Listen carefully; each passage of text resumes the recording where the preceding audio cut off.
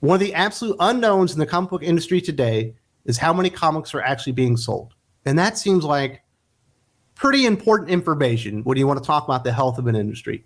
We don't even know how the direct market is doing other than hearing from comic book retailers. And obviously you will see the reports of comic books shutting down and stuff like that. In fact, tomorrow I'm going to talk about an absolute shit show among comic book retailers that doesn't paint a very good picture. The one place that we absolutely do know hard evidence as far as sales is in the book channel, i.e. graphic novels, where almost all the actual growth in the comic book industry in North America is happening at this time, fueled for the most part by manga and kids graphic novels. It's absolutely insane just how bad Dav Pilkey is owning the comic book market in North America. If you combine all the sales of Dav Pilkey's graphic novels, it's so much more than DC and Marvel combined. It's absolutely insane. When you look at it, and obviously manga had passed DC and Marvel and superhero comics a while ago. It's not even a competition anymore. We do have the hard data for graphic novel sales, at least from NPD BookScan, which I believe covers about 90% of the market. This is from a Tilting at Windmills article written by Brian Hibbs, a retailer in San Francisco. And this thing is absolutely massive. Like, it's going to take you, if you go and read it yourself, and I suggest that you do, it's going to take you at a minimum 30 minutes to read it. That's how big it is. That's how comprehensive it is. I'm not going to cover the whole thing because I already know that manga are destroying DC and Marvel. I already know that Dav Pilkey is destroying DC and Marvel. We're going to talk about some of the general trends. Then we'll get down to DC and Marvel and how they're doing competing with some of these other publishers out there. And it's way worse than you could possibly imagine. I talked about this last year when these were the scariest sales numbers I'd ever seen, because this is the growth market itself, and it's actually gotten worse. And I will direct you to that video here at the end if you want to check it out and see where I'm coming from, because that one's much more in-depth. Mostly I'm going to cover the North American superhero comic books and stuff like that. First up, depending on your exact definition of intended audiences, it appears that 15 of the top 20 selling graphic novels are intended for children or middle school readers. The other 5 of the top 20 are manga, and if you're looking for a Marvel DC style superhero comic, you are not even in the top 250. In fact, the first DC superhero comic to appear is at number 257 with Batman Year One. As for Marvel, their very first appearance isn't until all the way down at number 483 with Moon Knight by Jeff Lemire and Greg Smallwood. Ultimately, this means that a comic that started as an homage parody of Frank Miller's writing, Teenage Mutant Ninja Turtles, skunked their master with The Last Ronin that came in at number 115, and that Scholastic's license of Marvel trounced anything that Marvel published natively, as Miles Morales' Shockwaves came in at number 204. You do not see a DC comic inside of the top 250. And the first one that you see is Batman Year One, and it's an absolutely fantastic book. I personally think that's probably the best Batman story ever written. Frank Miller is absolutely a genius. He's one of the greatest writers of all time. There's nothing new that DC Comics are selling that's making an impact, because they haven't written any good stories lately.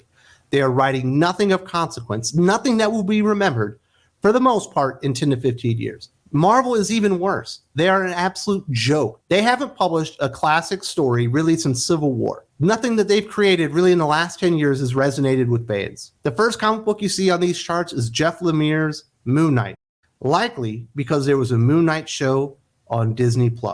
That's how pathetic Marvel comics are. Scholastic produced a Miles Morales graphic novel, and it absolutely blew the sales off of anything that Marvel Comics themselves produced. That's how bad things are at Marvel. You have no idea how bad things are at Marvel. DC is bad because they used to be the market leader when it came to graphic novels, because they have so many classic Batman stories especially, but you also have the Watchmen, a lot of really great Vertigo stuff. Obviously you have the other Alan Moore stuff like Swamp Thing in there. But Marvel basically has nothing that people are buying. It's shocking when I get there. If we were to look at the entirety of all NPD BookScan's reported numbers for the total 35,461 distinct Western comics, things look generally like this.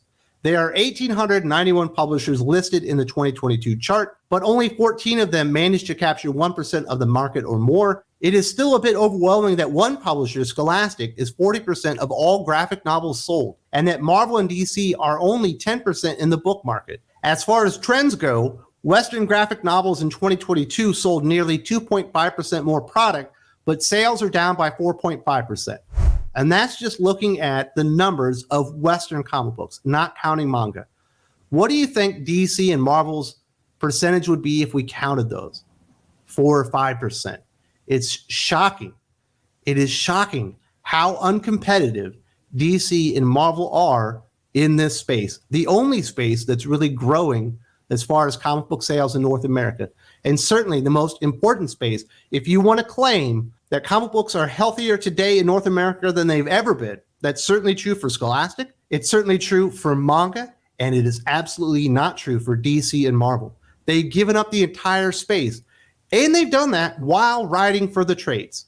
This is specifically the market that should be working better than all of them because they forgot how to write actual single floppy comic book issues, and they cannot compete in this market. Brian Hibbs then breaks down the top 10 publishers from these NPD BookScan numbers in North America when it comes to Western comics. He has an entirely different breakdown dedicated to manga. When it comes to Western comic books, Western publishers, at number 6 is DC Comics. DC spent a really long time as the number 1 Western publisher before losing it to Scholastic, and was at least number 2 until 2018. If there was a traditional direct market publisher that already had all the tools they needed to compete in the book market, it was DC. In 2022, they placed just 20 titles in the top 750, about half of a mere 2 years ago, for 397,000 units and almost $9 million in calculated retail price. DC's number 1 book via NPD BookScan reporters in 2022 is Neil Gaiman's Sandman. This is followed by 8 Batman comics, Year 1 at number 2, Batman Fortnite at number 6, Long Halloween at number 7, Killing Joke at number 10,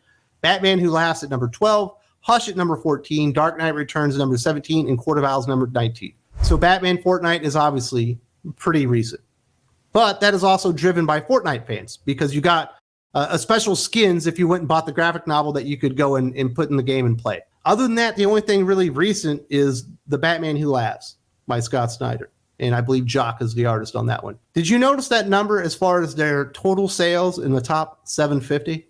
$9 million for the year? Think about that number. $9 million of DC Comics, if they're sold at cover price, and a lot of these sales are from Amazon, and you know that shit ain't at cover price, and a lot of these sales are from Walmart, and you know that shit ain't at cover price. But if they were all sold at cover price, we're going to assume that right now, they sold $9 million worth of graphic novels in 2022 in bookstore channels that were captured by NPD BookScan in the top 750 titles that were sold. Think about this. Eric July produced a comic book. It wasn't a graphic novel, but it was a plus-size single issue.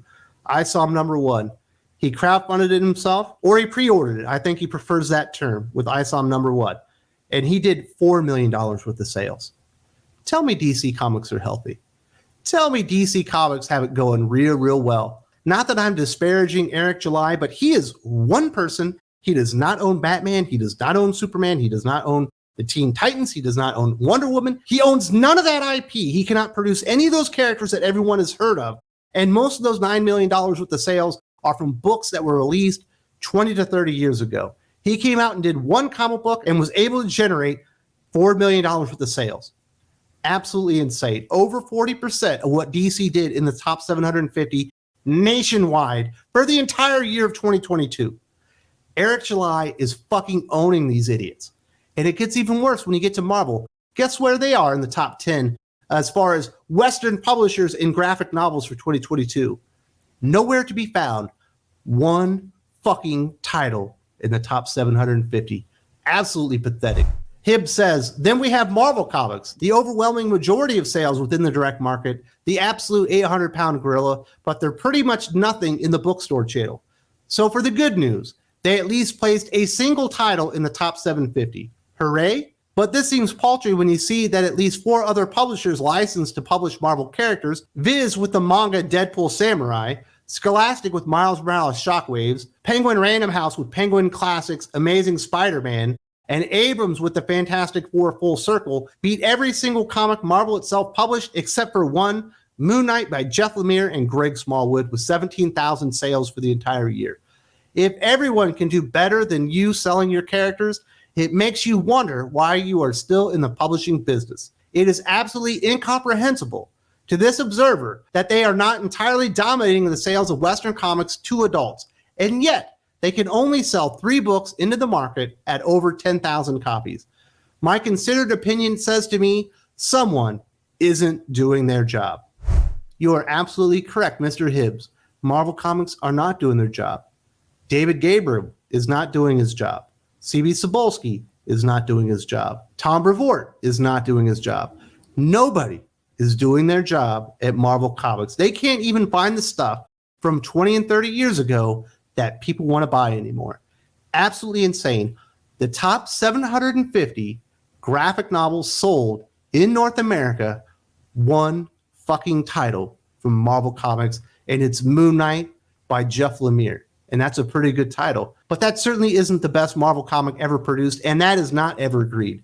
The only reason that thing even broke in the top 750 was because they made a fucking Moon Knight show on Disney+. Apparently, there are no evergreen stories at Marvel Comics. And if there are, they cannot identify them and actually put them into a collected edition and publish them and actually sell them into the bookstore channel. What the fuck is going on with Marvel Comics? How did we get to this? People want to talk to you about how healthy comic book sales are in North America. And oh yeah, they are healthy. We sold more comic books in 2022 than we ever have. And guess who didn't do their part? DC Comics, Marvel Comics. And who does that affect? Everybody else below them. Image Comics, Boom Comics, Dark Horse, IDW. All of those publishers are in a world of hurt because Marvel and DC cannot keep up their end of the bargain. They're so busy publishing and adapting stories that are classics for that modern audience and spitting them out in comic books that nobody wants to buy, that there is literally no interest in anything new that they produce. If you put a collected edition out there, they don't sell dick. Once again, Eric July's sales on ISOM #1 dwarf Marvel Comics sales in the entire top 750, and certainly Jeff Lemire's sales on Moon Knight. Tell me Marvel Comics are healthy. We don't even know how well the direct market is doing. We have no solid numbers there whatsoever. That is an enormous unknown to this day. And in my opinion, I wouldn't be shocked if the top selling comic book in the direct market right now was being ordered at about 80,000 issues a month being ASF, because that book sucks. And the only people still buying it are buying it for covers or to keep their complete Spider-Man runs going. That book absolutely blows. Marvel is doing everything wrong. DC had a little momentum there for a minute, and they've actually squandered it as well. Now, I did mention there was a report last year, and this is more of a follow-up to that video. If you haven't seen that one, these were the scariest numbers I've ever seen, and they've only gotten worse in 2022. Definitely check this one out as I break down the NPD BookScan sales numbers for 2020 run. Truly horrific right here. There's also a link in the video description.